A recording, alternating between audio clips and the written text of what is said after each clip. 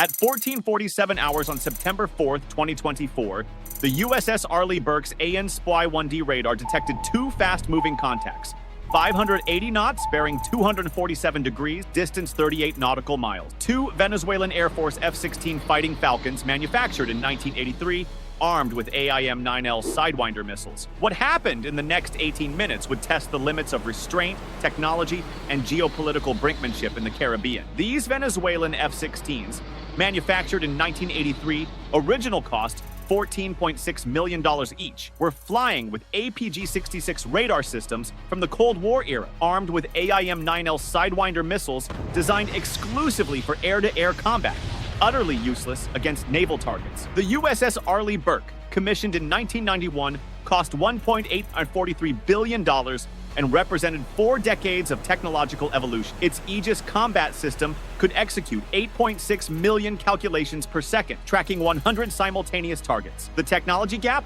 41 years between the F-16's radar and the destroyer's sensors. Cost comparison, $29.2 million in aging fighters versus $1.843 billion in cutting-edge naval power. Radar range, the F-16's 57 miles versus Aegis's 200-plus nautical miles. This wasn't about firepower, it was about sovereignty, pride, and whether restraint could prevent an international incident that would dominate headlines for months. Inside the Combat Information Center, 22 feet below the main deck, the temperature held at exactly 68 degrees Fahrenheit, cold enough to keep the electronics from overheating. Blue glow from tactical displays cast shadows across Lieutenant Commander James Reardon's face as he stood at the tactical display, hand hovering over the communications panel. His fitness tracker read 94 BPM, elevated but controlled. Cold coffee sat untouched in his mug. The destroyer was positioned 47 nautical miles north of La Guaira, Venezuela, technically international waters, but close enough that any miscalculation could trigger a diplomatic crisis that would reach the White House Situation Room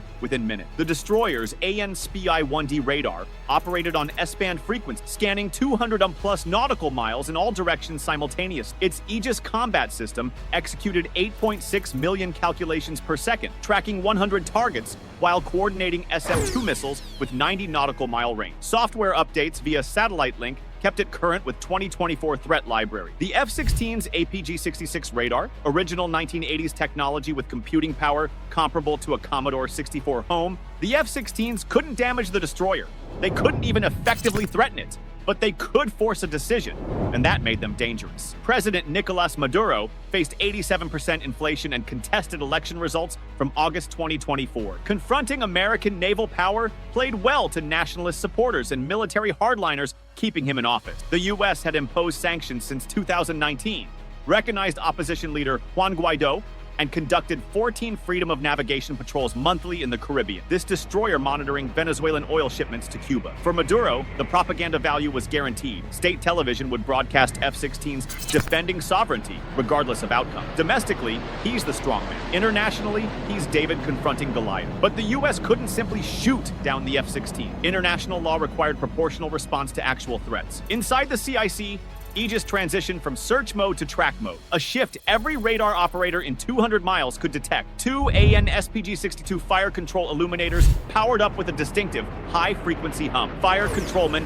second class Marcus Chen, locked 4 SM-2 missiles to vertical launch rail. Hydraulic systems engaged with a low whine. Cooling pumps cycled fast. In the lead F-16's cockpit, Captain Rodriguez flipped the master arm switch from safe to arm. His sidewinders came alive, a high-pitched tone in his headset as infrared seeker heads activated. The HUD shifted, targeting reticle appeared, rangefinder counting down. His grip tightened on the stick, breathing slowed to combat rhythm. Then both pilots heard it, the warbling tone of radar warning receiver. They were being painted by fire control radar. Being tracked is one thing.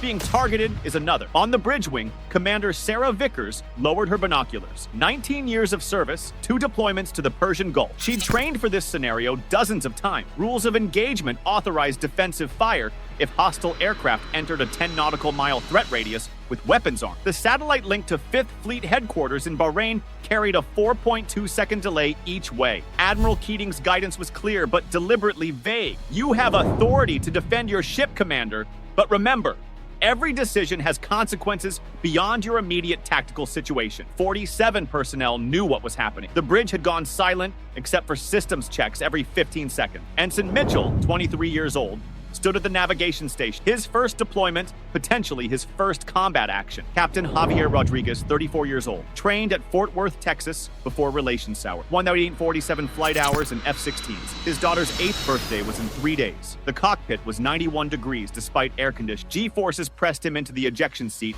during the banking turn. Fuel state, 4,200 pounds, enough for 22 minutes at current speed. Weapons status, 2 AIM-9 Sidewinders armed. Range to target, 12 nautical miles and closing. His wingman's voice crackled, "Lead, we're inside their engagement envelope." Rodriguez's hands were steady on the stick. His heart rate wasn't. Ground control's orders were precise and useless. Maintain pressure on the American vessel. Engage only if they demonstrate hostile intent. What did pressure mean at 12 miles? What constituted hostile intent when fire control radar was already locked? Rodriguez understood the mathematics perfect. His Sidewinders, designed for aircraft, would scratch the destroyer's paint. The destroyer's SM-2 missiles would vaporize his aircraft in 4.7 seconds. At 13:51:47 hours, the F-16s crossed 8 nautical miles, inside the SM-2's minimum safe engagement range. The weapons officer's voice cut through bridge silence. "Captain, targets have entered defensive perimeter." Commander Vickers' response was immediate. "Weapons tight, maintain track. Do not, repeat, do not illuminate unless I give explicit authorization." Then Rodriguez did something that changed everything. A barrel roll at 480 knots,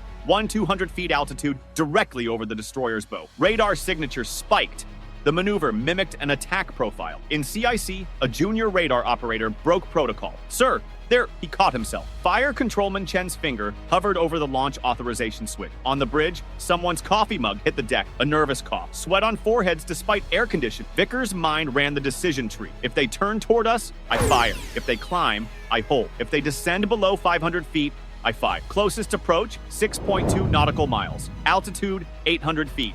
Speed, 520 knots. This was it. Fire or hold. Defend or de-escalate. Commander Vickers' voice cut through the tension. "Maintain weapons tight. Track only. They're leaving our engagement zone. Let them go." The tactical reasoning was clear. The F-16s had demonstrated capability, but not committed a hostile act under rules of engagement. Firing would require justification she couldn't provide. The crew exhaled collectively. Rodriguez saw it on his radar warning receiver. The fire control illumination remained steady, but didn't intensify to launch sequence. The destroyer was tracking, not engaging. He keyed his radio. "Flight, brake left, climb to Angels 15, heading 270. Both F-16s banked hard. Afterburners ignited. His wingman's voice, "Lead, we're clear. Fuel state critical. Returning to base." Neither side acknowledged the other. For 30 seconds, the bridge was silent. Then someone laughed nervously. An ensign wiped his forehead. Commander Vickers returned to her chair, hands still shaking slightly. No shots fired, no casualties, no international incident, just 14 minutes that could have changed everything. If Commander Vickers had given the fire order, the SM-2 would have launched in 2.3 seconds. Flight time to target, 18 seconds. Rodriguez would have deployed chaff and flares, executed a 9G brake turn. Kill probability, 87%. Debris would have scattered across 4 square miles of Caribbean water. Venezuela's response would have been immediate. Shore-based anti-ship missiles targeting the destroyer within 6 minutes. The escalation cascade was predictable. Venezuelan military mobilization within 3 hours. U.S. 5th Fleet Carrier Strike Group deployment within 12 hours. Emergency UN Security Council session. NATO Article 4 consultation. Timeline to wider regional conflict, 48-72 hours. Instead, restraint prevailed. Unsatisfying? Absolute. No dramatic resolution, no clear victor. But 14 minutes of professional military judgment prevented what could have become a regional war. Sometimes the hardest decision, and the right one, is not to act. March 2019, Caribbean Sea, 47 nautical miles north of Venezuelan territorial water. USS Winston Churchill, Arleigh Burke-class destroyer. 2 Venezuelan F-16 Fighting Falcons. 14 minutes of confrontation. No shots fired, no casualties. This confrontation you've never heard of almost started a war. So here's my question. What would you have done in Commander Vickers' position? Fire or hold? Drop your reasoning in the comments. I read every one. If you want more untold military confrontations like this, subscribe to Naval Frontline Reports and hit notification. Next video, the 2023 Black Sea drone incident that nearly triggered NATO Article 5. Remember this, the most important battles are the ones never fought.